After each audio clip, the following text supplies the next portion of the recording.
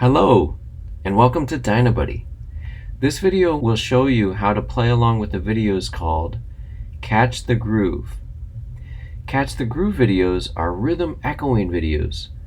Make sure you have your instrument set up and ready to play, and the volume turned up on your device before you start. The first thing you'll do is play the one note that you're going to use for the whole video.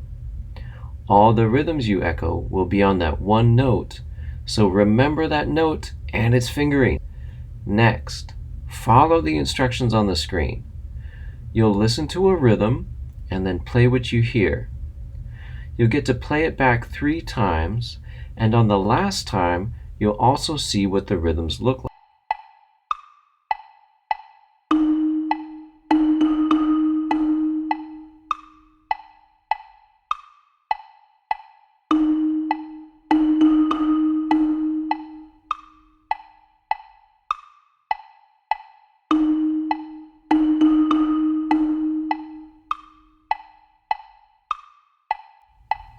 After that, you'll follow the same process for 2 more rhythms.